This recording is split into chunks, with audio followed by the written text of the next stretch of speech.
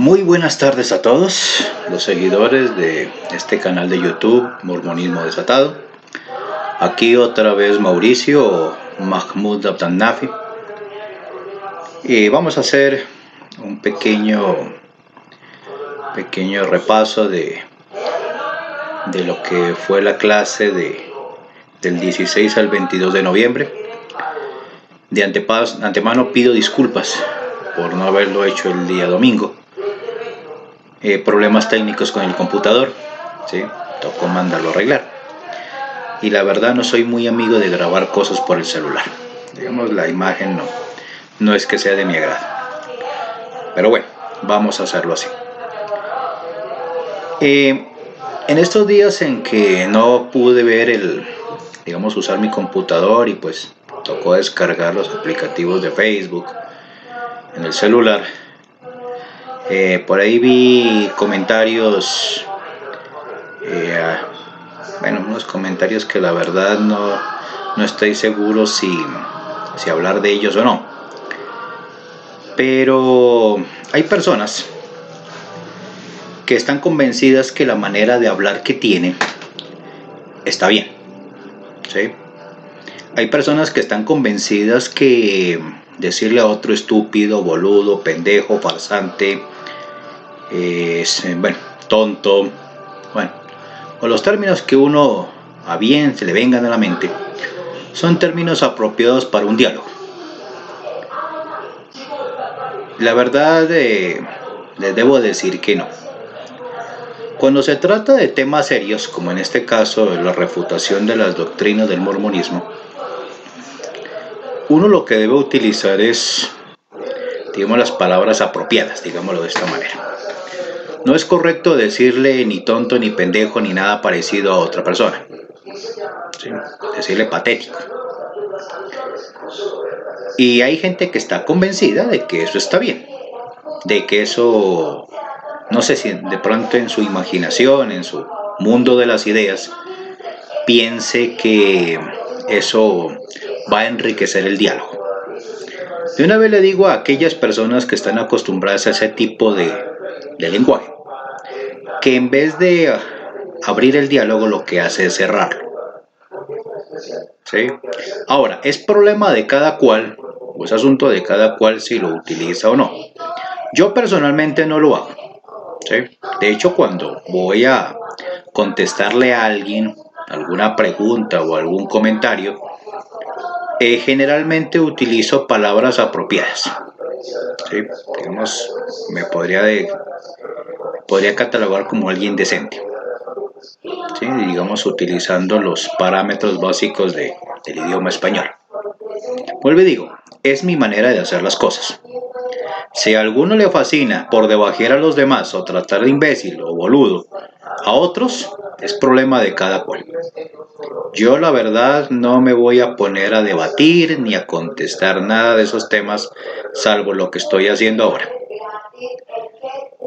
Por lo demás, seguiré con mi canal, independientemente si tengo o no tengo personas que me vean. Voy a decir lo que crea conveniente.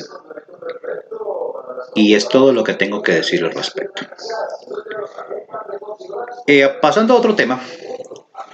En días pasados, el presidente de la Iglesia de Jesucristo de los Santos de los Últimos Días, el presidente Russell M. Nelson, después de unos días de suspenso, porque iba a decir algo que iba a cambiar el alma de la gente en el planeta. Al final lo dijo. Sean agradecidos.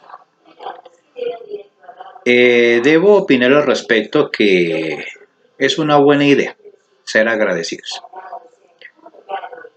En primer lugar, como persona que creo y acepto la existencia de un ser supremo, agradezco a Dios por las cosas que tengo y por las cosas que no tengo.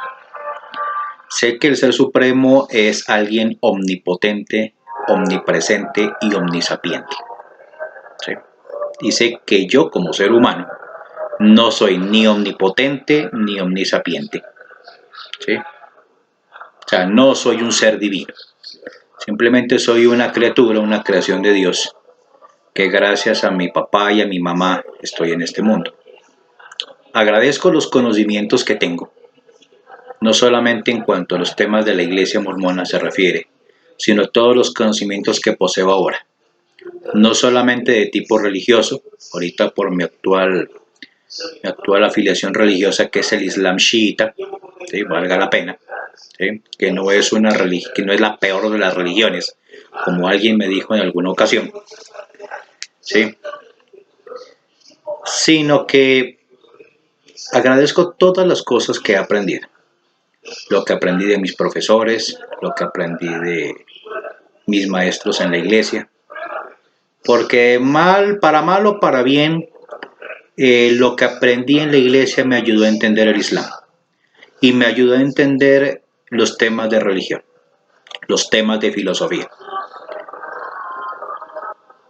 Y puedo de alguna manera decir que tengo conocimiento sobre el tema gracias a esos maestros. A mi padre y a mi madre, y más que todo a mi madre, le agradezco por haberme tenido y haberme traído a este mundo.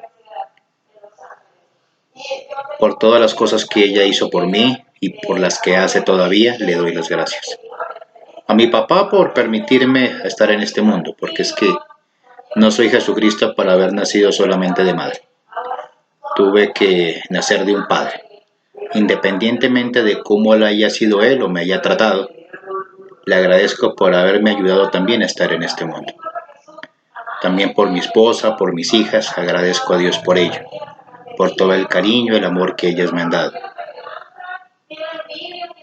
Agradezco haber estado en la iglesia, porque a través de la iglesia pude tener un poquito más de visión, más de amplitud en cuanto a los temas divinos, a los temas religiosos. Pero por sobre todas las cosas, en cuanto a religión se refiere, agradezco a Dios el haberme encaminado al Islam chiita, aclaro. No es el Islam que predican los árabes, o que predican los marroquíes, o el Islam que predican los tunecinos, ¿sí?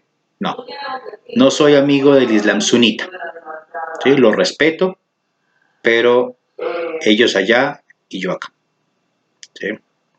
Acepto las enseñanzas tal como fueron reveladas al profeta Muhammad y a su familia inmaculada y purificada. La paz y bendiciones de Dios sean con ellos. Entonces, todas las cosas procuro hacerlas conforme a estos nuevos lineamientos y pues cada día aprendo más, ¿sí? Y es algo que debo agradecer a Dios por ello.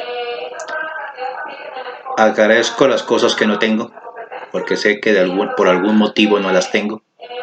Agradezco a Dios y a mi familia por las cosas que tengo. Podrán ser pocas, pero son las necesarias para seguir viviendo en este mundo.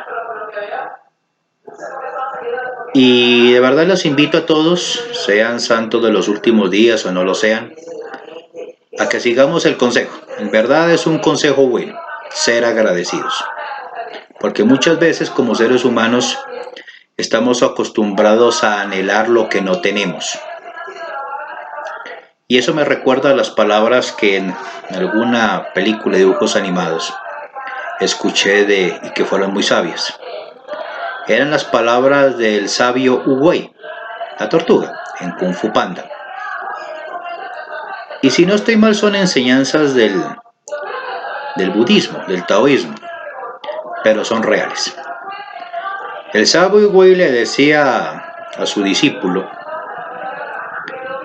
el pasado es un recuerdo, el futuro es un misterio y el hoy es un regalo. Y por eso es que el hoy se le llama presente. Y eso es lo que nosotros debemos tener en cuenta. Poner las cosas en su debido lugar, en su debido equilibrio, ¿sí? No anhelando cosas misteriosas, que es el futuro. Pues no se indica o no les digo a la gente que no deban pensar en el futuro. Lo que estoy diciendo es que para tener un futuro vayamos trabajando el presente. Y lo que hayamos aprendido lo dejamos en el pasado, como un recuerdo, ¿sí? Y como la enseñanza que aprendimos. ¿Sí? Si tenemos un equilibrio en la vida en estos tres factores del tiempo, vamos a ser mejores personas. Y a la larga el presidente Nelson tenía razón, ¿sí? Cuando uno es agradecido, digamos, la presión mental se relaja, ¿sí? Psicológicamente vamos a estar mejor, repito, vamos a estar más tranquilos, más coherentes, ¿sí? No implica eso aceptación. O sea, mucha gente confunde el agradecimiento con la aceptación. Tiene algo que ver, pero no tanto. Porque cuando uno acepta las cosas y las agradece, debe recordar que tiene también la capacidad para modificarlas. ¿Sí? Es cierto que pudimos haber tenido una vida difícil. Es posible que tengamos privaciones. Pero eso no implica que no podamos cambiar la situación.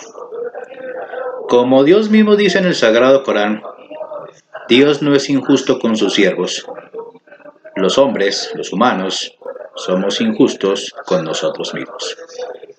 Entonces, si queremos cambiar la situación, debemos empezar por nosotros mismos. Y es algo que Jesucristo también lo dijo. Y lo dijo de esta manera, ¿no? No miréis la paja que está en el ojo de tu hermano, sino más bien fijaos en la viga que tenéis en vuestro propio ojo. Quita la viga de tu ojo y podrás ver con claridad para sacarle la paja del ojo de tu hermano. Y es lo que tengo que decir también al respecto. Ok, pasemos a la clase. Como decía anteriormente, vamos a ver hoy los capítulos del 6 al 11. Repito, me atrasé, pido disculpas por eso.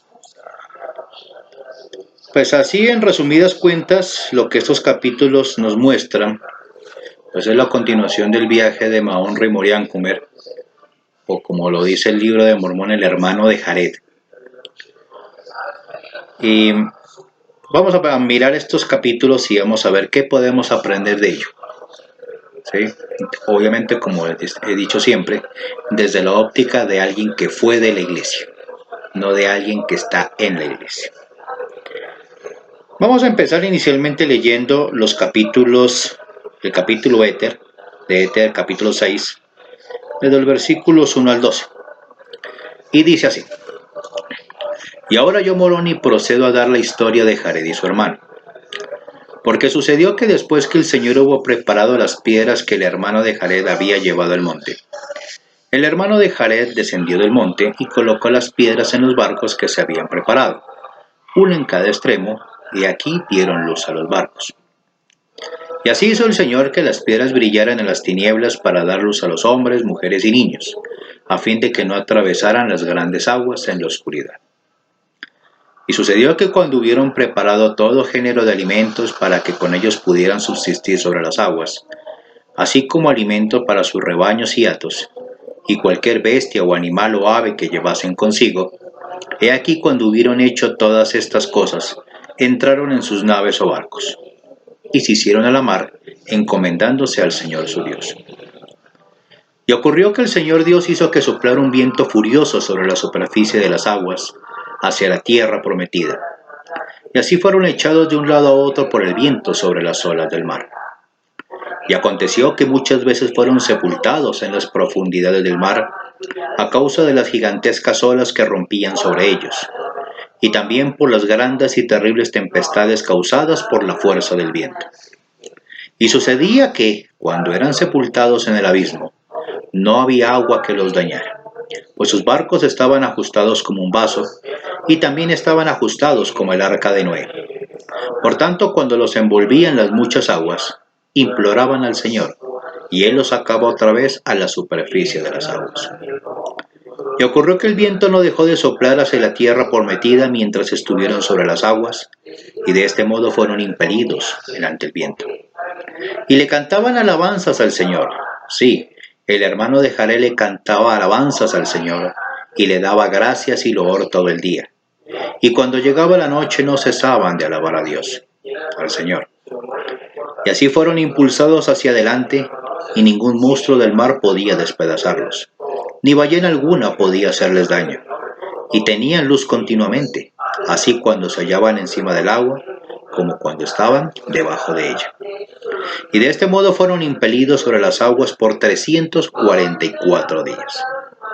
Y desembarcaron en las playas de la tierra prometida, y al pisar sus pies las playas de la tierra prometida se postraron sobre la faz de la tierra, y se humillaron ante el Señor, y vertieron lágrimas de gozo ante el Señor por causa de la abundancia de sus tiernas misericordias sobre ellos. Bien, aquí podemos encontrar cositas positivas. Si nos remontamos a la clase de la semana pasada, hablábamos que el Señor Dios, de acuerdo al relato del libro de Éter, primero puso al hermano de Jared a hacer 8 barcos, ajustados como un vaso, ¿sí? Bueno, los terminaron. Entonces el hermano de Jared se dio cuenta que no entraba luz ni entraba aire, ¿sí? O sea, eso debía haberlo pensado desde el principio, ¿no? Pero sin embargo fue ciegamente obediente y lo hizo. Luego llega ante el Señor y le dice, bueno, no hay luz en estos barcos, no hay aire en estos barcos. Sí, el aire se nos va a acabar. Entonces, ¿cómo vamos a hacer para cruzar las aguas en estas condiciones? Entonces, en el relato se dice que el Señor Dios le dijo, bueno, hágale 2 huequitos, uno en una punta y el otro en otra punta. ¿Sí? Póngales una tapa, ¿sí? Haga una tapa. Si se le entra el agua, tapa el hueco. Si ya ven que no hay problema con el agua, destapen el hueco para que reciban aire. Bueno, él muy obedientemente lo hizo. Luego fue y hizo la pregunta, bueno, ¿ahora qué hago? No hay luz, no vamos a cruzar estas grandes aguas. Bueno, según el relato aparece un milagro, aparece el dedo del Señor Dios, que viene siendo el Jesús mormón, toca las piedras y las piedras brillan. Entonces, bueno, con esas piedras brillantes, bueno, las colocó, como le habían dicho, los colocó en una punta, el otro en otra punta, ¿cierto? Pero lo que me llama la atención son varias cosas. Digamos, miremos la parte positiva de estos versículos. Lo positivo es que, bueno, se prepararon, llevaron rebaños, hatos, bestias, animales, aves, bueno, llevaron los suficientes animales como para viajar. ¿Qué hicieron ellos? Lo primero que todo, se encomendaron al Señor Dios. Y esto es correcto. Sobre todo cuando uno tiene que viajar o tiene que hacer cosas que uno en realidad no sabe qué va a pasar. Siempre es bueno encomendarse al Señor Dios. Y esto es algo positivo que hay que resaltar. Bueno, efectivamente los barcos dice aquí que funcionaron tal como habían sido planificados. No les entraba el agua, podían sumergirse, podían salir nuevamente. Bueno, decía que no había ni ballenas ni monstruos marinos que fueran capaces de hundirlos. ¿Qué hacían ellos? ¿Sí? ¿Cómo pasaban el tiempo? ¿Sí? Decía, le cantaban alabanzas al Señor, le daban gracias y loor todo el día. Cuando llegaba la noche no cesaban de alabar al Señor. Eso también es bueno. Sobre todo cuando uno tiene dificultades, tiene problemas o se enfrenta a cosas desconocidas, siempre es bueno dar gracias a Dios. Y volvemos al tema del agradecimiento. Y alabar a Dios, ¿no? Bueno, cuando llegan, ¿qué se resalta? Dice, se postraron sobre la faz de la tierra, se humillaron ante el Señor, lloraron por causa de la misericordia de Dios al haber llegado a esa tierra prometida que se les había mencionado antes de empezar ese viaje. Esos son los puntos, digamos, que son correctos. Eso, todo ser humano, ¿sí?, mentalmente, intelectualmente capacitado, es lo que debe hacer. ¿Por qué? Porque dependemos del Ser Supremo en todas las cosas. ¿Qué es lo curioso del relato? Digamos, veremos la parte no tan buena.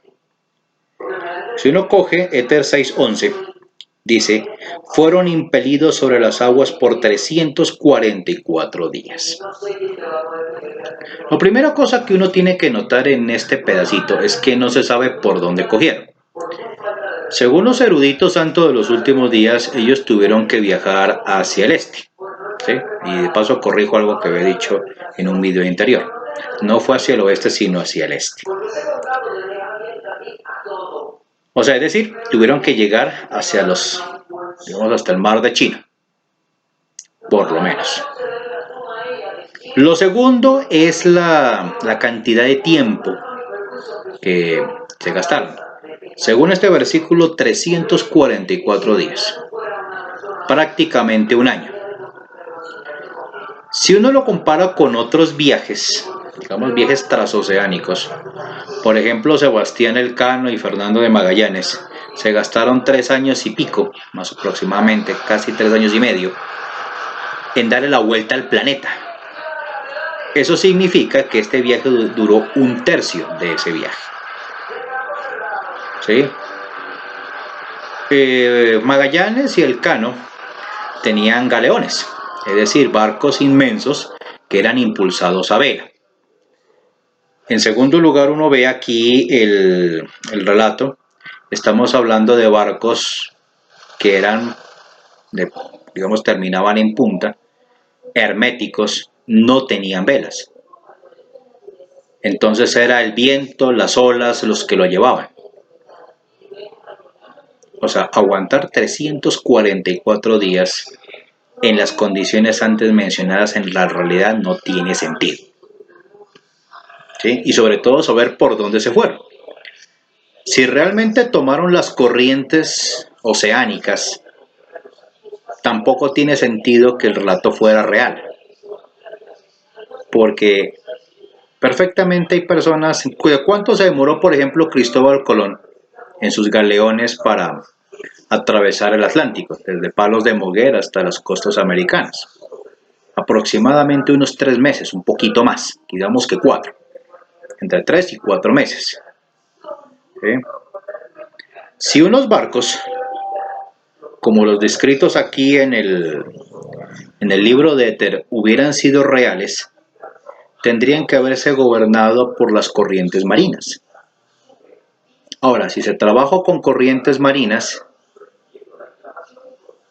es posible que hubieran durado igual o menos que lo que duró Cristóbal Colón cruzando el Océano Atlántico.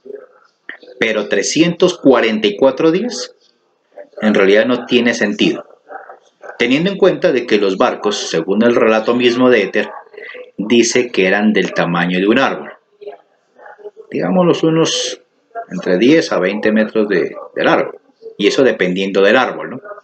Porque si los tomáramos como el tamaño de una secuoya, de las que se crían en California, pues estamos hablando de tamaños mucho mayores. Entonces, algo para tener en cuenta y considerar a la hora de pensar en este relato. El relato está muy bonito, pero ese detalle es el detalle que no cuadra, ¿sí? Realmente no tiene sentido un viaje de estas características. Pero ¿qué podemos también notar, no? ¿Qué podemos notar nosotros? ¿Cuál sería el mensaje que nos dejan estos versículos? En sí lo que nos enseña es que seamos agradecidos y que seamos pacientes en todas las tribulaciones, en todos los problemas que tengamos, ¿sí? Hay cosas que en nuestra vida, por más que queramos cambiar, no las podremos cambiar. Nosotros como seres humanos no tenemos el control absoluto de lo que pasa a nuestro alrededor, ¿sí? Somos seres independientes, pero al mismo tiempo interdependientes de otros. Las decisiones de otros pueden afectar nuestra vida y nuestro destino. Y no solamente las personas, el ambiente, el clima, las tormentas, los terremotos, los huracanes, las crisis económicas, las pandemias, ¿cierto? Las plagas. Bueno, hay un número casi que infinito de situaciones donde el ser humano no tiene control de lo que está pasando. Llega a tener el control, de alguna manera, si conoce la naturaleza de lo que se le está oponiendo, si la estudia, la analiza y toma las medidas correspondientes para confrontarla.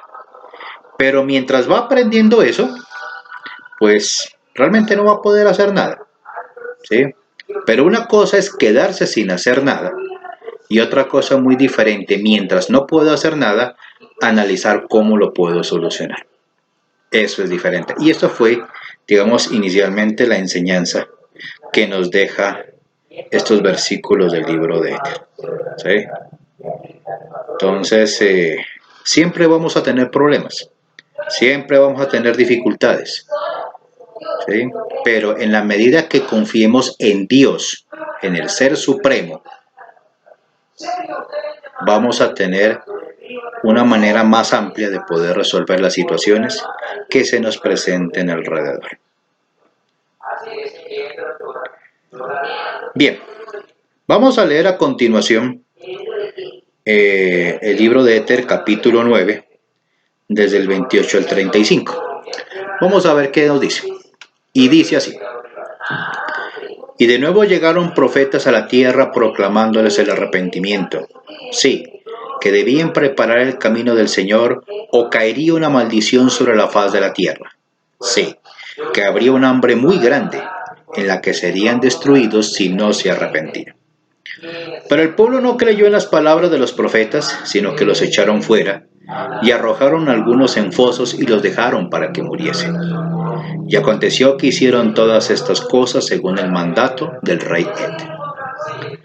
Y ocurrió que empezó a haber una gran escasez en la tierra, y los habitantes empezaron a ser destruidos con suma rapidez, por razón de la escasez, pues no había lluvia sobre la faz de la tierra.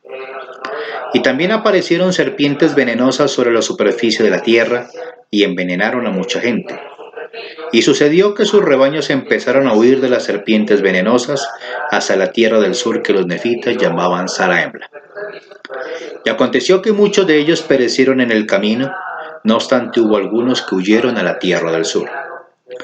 Y ocurrió que el Señor hizo que no los persiguieran más las serpientes, sino que obstruyeran el camino para que la gente no pudiera pasar, y para que cualquiera que intentara pasar cayera por las serpientes venenosas. Y sucedió que el pueblo siguió el rastro de los animales y devoró los cuerpos muertos de los que caían por el camino hasta que los consumieron todos. Ahora bien, cuando los del pueblo vieron que iban a morir, empezaron a arrepentirse de sus iniquidades y a clamar al Señor. Y aconteció que cuando se hubieron humillado suficientemente ante el Señor, Él envió la lluvia sobre la faz de la tierra, y el pueblo comenzó a revivir, y empezó a haber frutos en las tierras del norte y en todas las tierras circunvecinas, y les mostró el Señor su poder para librarlos del hambre. Ok. Miremos algunos detalles interesantes de estos versículos. Aquí básicamente los versículos antes leídos nos muestran, digámoslo así, que la manera de Dios para apretarnos las tuercas, por decirlo coloquialmente, para apretarnos las tuercas a los humanos cuando la embarramos, cuando pecamos. ¿Qué es lo que nos dice? Primero manda a los profetas, y luego, después de su prédica, de su enseñanza, de su exhortación al arrepentimiento, si no hacemos caso, empiezan los problemas. Según dice aquí, el primer método de presión fue que no había lluvia. ¿Sí? Luego aparecieron las serpientes. ¿Sí? Luego hubo literalmente un bloqueo de serpientes. Es decir, se encargaron de que hubiera una región donde eran tantas las serpientes que no había manera de pasar sin ganarse una mordida. De esa manera, según este relato, es como el Señor Dios trabaja. ¿Sí? Es decir, si ustedes no me trabajan a las buenas, me trabajan a las malas, pero me trabajan. La verdad, este relato es complicado porque, o sea, decir que el Señor lo hace, o sea, se vuelve algo relativo. ¿Por qué? Hay gente que piensa que porque el Señor es omnipotente, es decir, porque todo lo puede llegar a ser capaz de hacer estas cosas. No se le niega que no pueda, pero hay un detalle que hay que tener en cuenta. De acuerdo a las enseñanzas de la misma Iglesia mormona, los seres humanos tenemos albedrío, es decir, tenemos la capacidad de cambiar. También significa de que el Señor Dios del universo respeta nuestro albedrío. ¿Sí?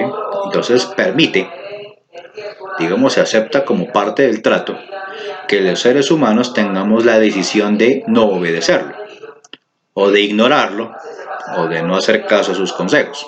Es una realidad. Pero decir que el Señor Dios utiliza las fuerzas de la naturaleza para hacer que los seres humanos de manera obligada le hagan caso, es ahí donde está el problema. ¿Qué es lo que realmente pasa? Cuando los seres humanos cometemos pecados, que es un pecado, la violación de la ley divina, o sea, las leyes divinas no se hicieron para uno, digamos como en los tiempos antiguos, venerar a una imagen o venerar a un ser superior, un ser divino, un ser poderoso. Sí, estilo Zeus, estilo Hades, estilo Ares, o el que sea, de las religiones de las antiguas tradiciones. Que básicamente la gente temía a los dioses porque los dioses inmediatamente te castigaban con algún tipo de desgracia de tipo natural, entre comillas, para que le hagas caso. Es decir, esta es la manera, como la acabamos de leer, es la manera como los dioses antiguos, los dioses del Olimpo, los dioses griegos, hacían que la gente les hicieran caso. Eso lo hemos visto hasta en las películas, lo hemos leído en las novelas, lo hemos leído en los relatos de los antiguos cronistas de la Grecia antigua. Esa era la manera de pensar, era la religión de los griegos. Si tú no llevas las ofrendas, si tú no adoras a los dioses, si tú no le oras a los dioses, ellos te castigan con hambre, con peste, con todas las cosas, ¿cierto? Era porque los dioses se la pasaban viéndonos desde arriba, desde los cielos. Veían a ver en qué momento hacíamos o dejábamos de hacer, porque inmediatamente ahí venía la desgracia, tenga el terremoto, tenga la lluvia, tenga el huracán, tenga esto, tenga aquello, ¿sí? Entonces la gente se acordaba, hoy cierto, los dioses están ofendidos con nosotros, ¿sí? ¿Por qué no les estamos orando? ¿Por qué no estamos llevando ofrenda al templo? ¿Sí? Esa es la manera de pensar de los antiguos. ¿Sí? ¿Cuál es la realidad? La realidad es que los seres humanos somos los mismos encargados de, de hacernos la vida cuadritos, hacernos la vida difícil. Como lo dije en algún momento anterior, dije, los seres humanos somos injustos con nosotros mismos. Dios no es injusto con nosotros. ¿Sí? Somos nosotros mismos los que causamos problemas. Si miramos la actualidad, ¿por qué en este momento hay desertificación en el planeta? Muy sencillo. Están acabando las selvas porque necesitan hacer praderas. Y se necesitan hacer praderas para poder meter ganado. Se necesita tener ganado para tener carne. Se necesita carne para alimentar a la gente. ¿Sí? Pero esa carne no es regalada. Esa carne es vendida. ¿Sí? Y no se vende barata, se vende costosa. ¿Sí? Entonces, ese proceso de quitar las selvas y convertirlas en pradera altera el equilibrio. Porque lo que sí tiene el planeta, ¿sí? Y en eso hay razón al decir que el planeta Tierra es un ser vivo. Por eso los antiguos le llamaban la Pachamama, digamos el caso de los incas, la Gran Madre. ¿Sí? Y muchas naciones de la Tierra, muchas tribus tienen nombres parecidos en sus respectivas lenguas para decir que la Tierra es nuestra madre. ¿Sí? Es que es un ser que cuando le hacen daño sufre. ¿Sí? Cuando un ser vivo sufre, tiene cambios. Y esos cambios no necesariamente pueden beneficiar a todas las criaturas. Entonces, si nosotros, por ejemplo, dañamos las selvas y las convertimos en praderas, se va a alterar el equilibrio. Hay animales que dependen de animales. Los humanos dependemos de animales para vivir, pero también dependemos de plantas, dependemos de bacterias, dependemos inclusive de virus para vivir. Y esos virus están tanto fuera como dentro del cuerpo. ¿Sí? Si nosotros alteramos el equilibrio natural, el equilibrio que el mismo Señor Dios del universo dejó, vamos a empezar a tener problemas. ¿Sí? ¿Qué está pasando? Bueno, en este momento hay un calentamiento global. Algunos dicen que eso no existe, pero en realidad sí existe. No es la primera vez que pasa, ni será la última. Pero ¿qué es lo que sí se demuestra? Se demuestra que cuando existe ese calentamiento global, pueden aparecer virus y bacterias que han estado dormidos durante miles de años.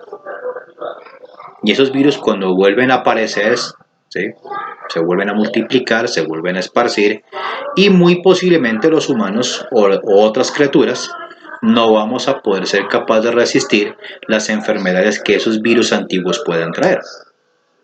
Eso es una realidad evidente. Y estoy hablando del permafrost de Siberia. En muchas partes del mundo ya no existen nevados porque la calor los derritió. ¿Qué significa? Los tiempos de lluvia, los tiempos de sol, los tiempos de verano, de invierno, también se alteran. Al alterarse los climas, se alteran el ciclo natural de siembra y cosecha, de nacimiento, crecimiento y muerte de plantas y animales. ¿Sí? ¿Eso en qué afecta a los humanos? Muy sencillo, no tenemos comida. ¿Sí? Así de simple. ¿Sí? Los seres humanos consumimos carne de res, carne de cerdo, carne de pescado. ¿Cierto? A otros les gusta cierta clase de roedores.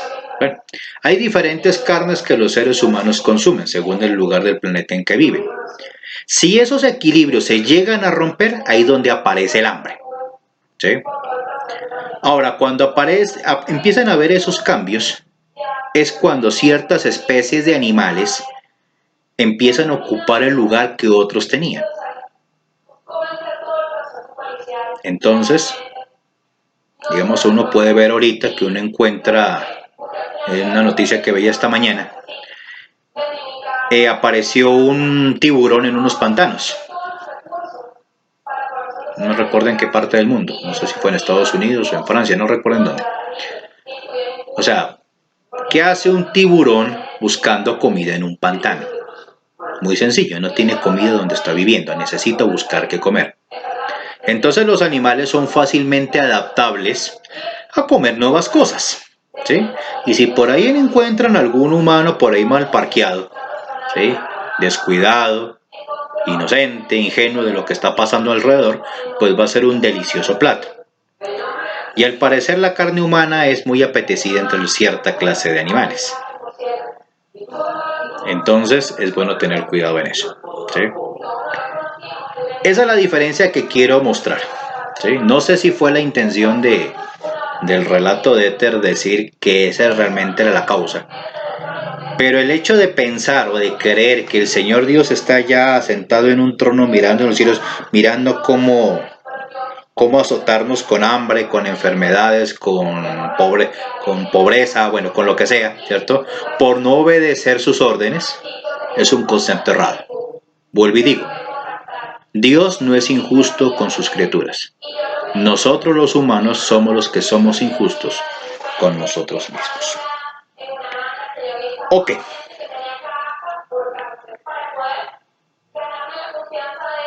Eso, digamos, para tenerlo en cuenta. Pasando a otro tema, uno mira, por ejemplo, los capítulos 7 al 11 de Éter. Quiero llamar la atención de algo. Leyendo esos capítulos, pues es un relato bastante, digamos, un poquito tedioso, digamos, de lo que se trata de los diferentes tiempos de los reyes, que según el personaje Éter mencionaba. Pero hay un relato que me llama la atención y tiene que ver mucho con la iglesia misma. ¿Sí?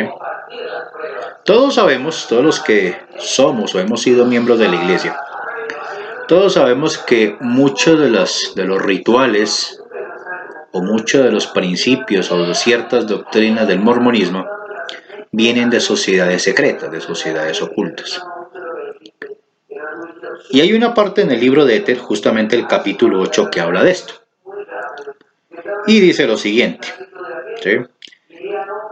Si uno lo coge desde el versículo 1, vamos a leer lo que dice y vamos a irlo desmenuzando poco a poco.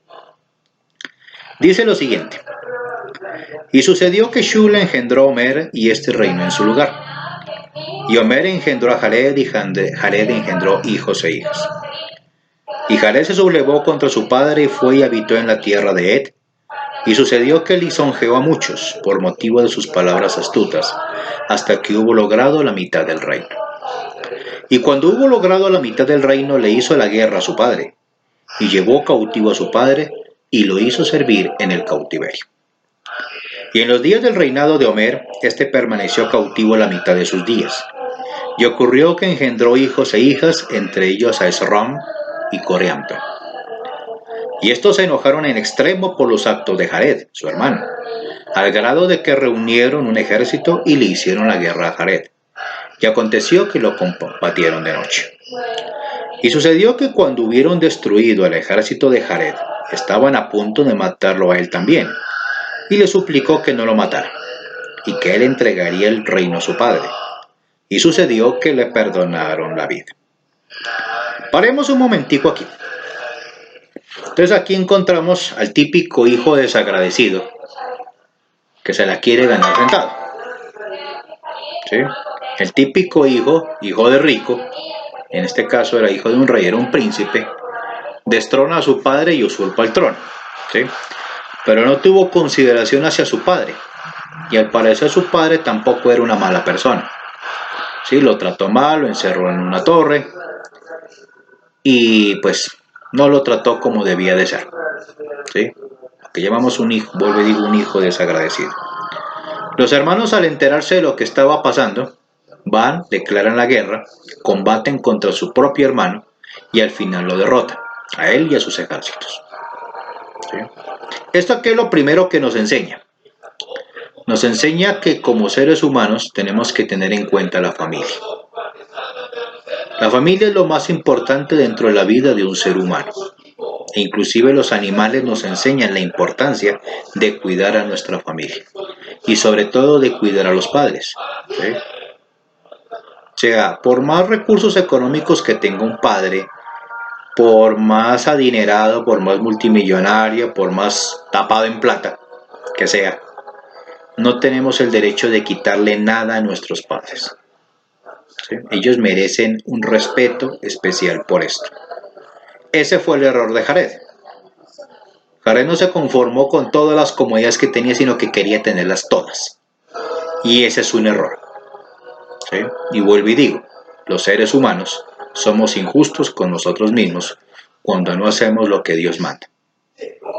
Cuando Dios manda algo no es porque sea un tirano o sea un ser indolente o sea así como decía una película, creo que era Bruce Almighty, Bruce Todopoderoso, ¿no? Eres como un niño jugando con una linterna, yo soy una hormiga y tú eres el niño con la lupa, ¿sí? O sea, no tienes nada más que hacer, lo que haces es atormentarnos a nosotros, ¿no? Simplemente el Ser Supremo coloca unas leyes, coloca yo lo llamaría consejos. Si los cumplimos, los beneficiados seremos nosotros. Si no los cumplimos, los perjudicados seremos nosotros. Y en la práctica terminamos siendo apretados, ¿sí? U oprimidos por nosotros mismos. ¿Sí?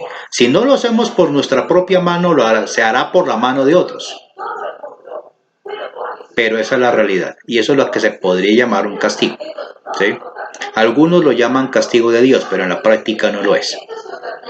La realidad de la vida es que nosotros mismos nos encargamos de fregarnos la vida, de amargarnos la vida, ¿sí? Por no hacer caso a los consejos divinos. Bien, pasó eso, ¿no? Le perdonaron al fin la vida, era el hermano a la larga. Ok, perdonar. Pero si nos fijamos en el versículo 7, en adelante vamos a encontrar una cosa curiosa. ¿Sí? Él inicialmente, este Jared, del que se habla en este relato, él lisonjeó a la gente para que lo apoyara. Hubo mucha gente que le creyó y lucharon contra su padre, el rey, y lo tumbaron.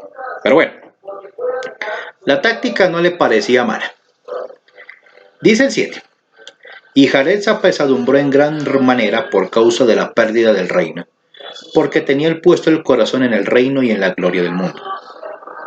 Entonces la hija de Jared, siendo hábil en extremo, y viendo la tristeza de su padre, se propuso idear un plan mediante el cual devolvería el reino a su padre. Ahora bien, la hija de Jared era sumamente bella, y sucedió que habló con su padre y le dijo: ¿por qué está mi padre tan triste? ¿No ha leído él los anales que nuestros padres trajeron a través del gran mar? He aquí no hay en ellos una relación concerniente a los antiguos, de cómo por medio de sus planes secretos lograron reinos y gran gloria. Y aquí donde empieza el problema. ¿Sí? Planes secretos. ¿Sí? Y con esos planes secretos se lograban reinos y gran gloria. ¿Sí? Históricamente, si cogemos cualquier libro de historia de cualquier civilización antigua, es cierto. ¿Sí? A través de los planes secretos. ¿Qué le dice a la hija? Dice: ahora pues envíe mi padre por Akish, el hijo de Kimnor, y aquí soy bella, y bailaré delante de él, y le agradaré, de modo que me deseará por esposa. Por tanto, si te pide que me des a él por esposa, entonces le dirás: te la daré si me traes la cabeza de mi padre el rey. Y Homer era amigo de Akish. Se acogieron al eslabón más débil. Por tanto, cuando Jared hubo mandado llamar a Kish, la hija de Jared bailó delante de él y le agradó, de tal modo que la deseó por esposa. Y aconteció que dijo a Jared: dámela por esposa. O sea, entonces, mujeres, tengan cuidado con eso. ¿Sí? Tengan cuidado con hacerle daño, con hacer eso a sus esposos, a sus parientes. ¿Sí? La belleza de una mujer es hipnótica para un hombre. Y un hombre puede hacer cualquier tontería por estar al lado de una mujer. ¿Sí? En este caso, ¿cierto? Bailó delante de él y, o sea, tenía que ser una mujer muy linda según este relato. Y tuvo que haber bailado de tal manera que dijo, así como decimos aquí en Colombia, triple mamita, está re buena. ¿Sí? La deseó por esposa, quería estar con ella, quería tener sexo con ella. Entonces, ese es el problema cuando uno como ser humano, por satisfacer una necesidad, ¿sí? Un deseo biológico, compromete su integridad, su moralidad, su ética. Entonces, tal como la chica lo había pronosticado, le dijo: listo, tráeme la cabeza de mi padre. ¿Sí? Primero que todo, eso indica que el papá lo había perdonado y le había dado una segunda oportunidad. No era un prisionero. ¿Sí? Era simplemente un príncipe. Seguía teniendo el rango de príncipe. Bueno, dice el versículo 13. Y sucedió que Akish reunió a toda su parentela en la casa de Jared y les dijo: ¿me juraréis que me seréis fieles en lo que exija de vosotros? Y aquí viene el gran lío. Versículo 14.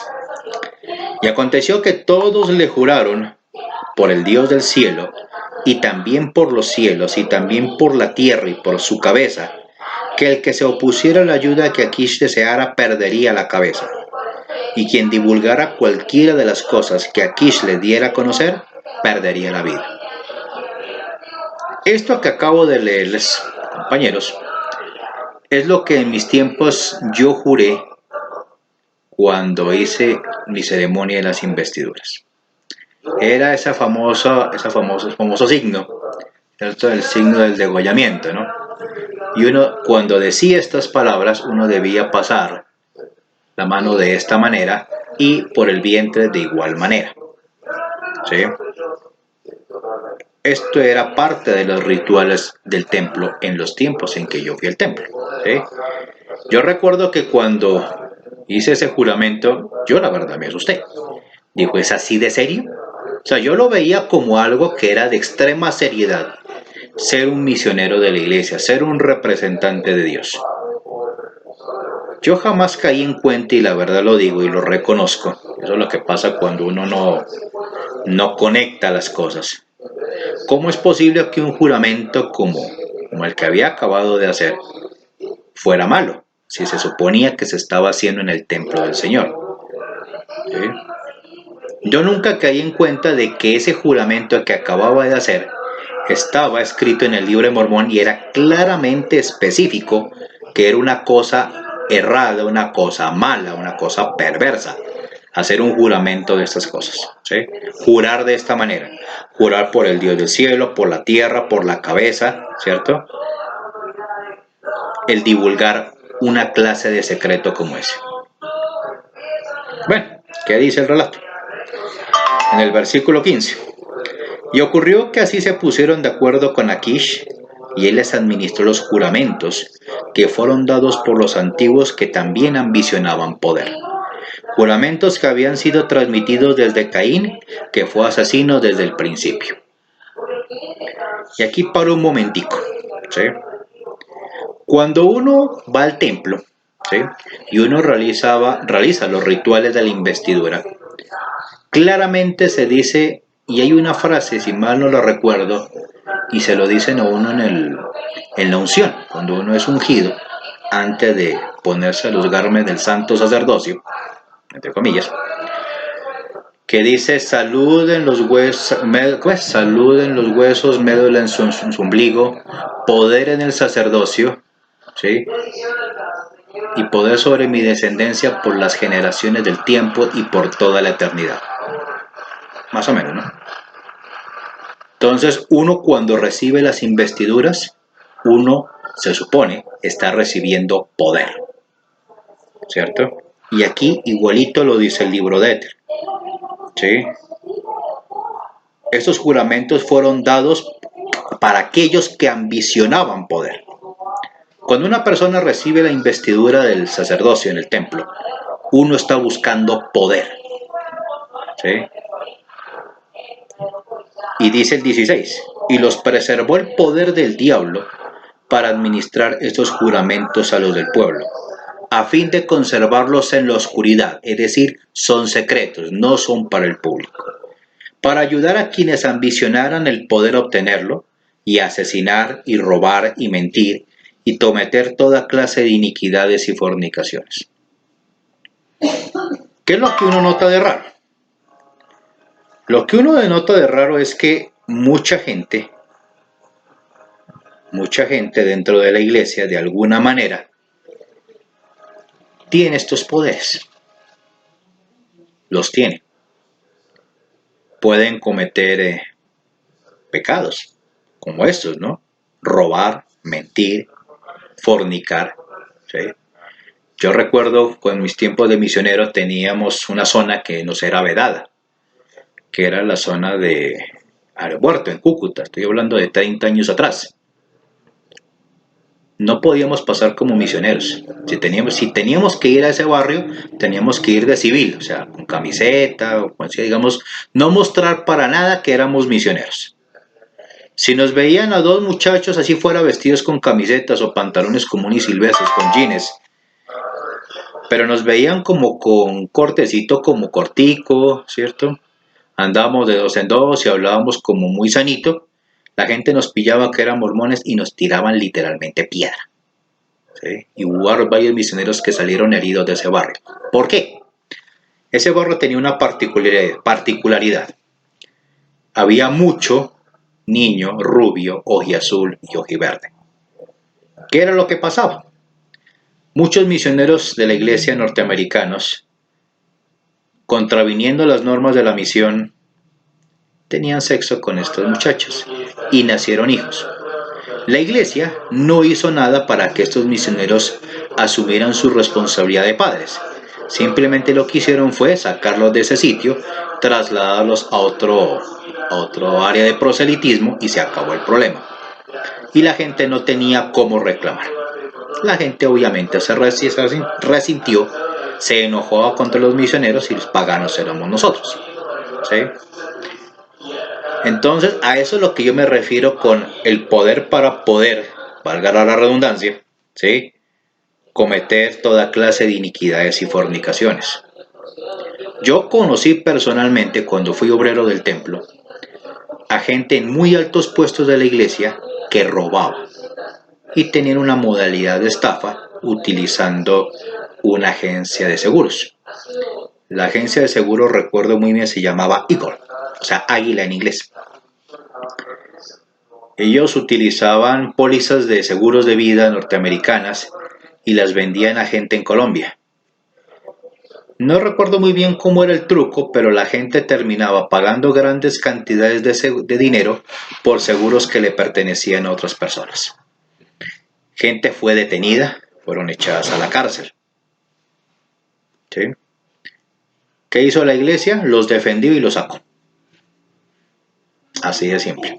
La iglesia pagó abogados muy caros para defenderlos a ellos y al final la gente quedó sin dinero, quedó estafada y nadie respondió por nada. ¿Sí? Entonces a eso me refiero. Digamos, para ciertas ocasiones y para ciertas personas y para ciertos grupos dentro de la iglesia, ser un buen miembro de la iglesia implica tener el poder para hacer lo que a uno se le venga en gana sin consecuencias. ¿Sí? Por eso dice el versículo 18, ¿no?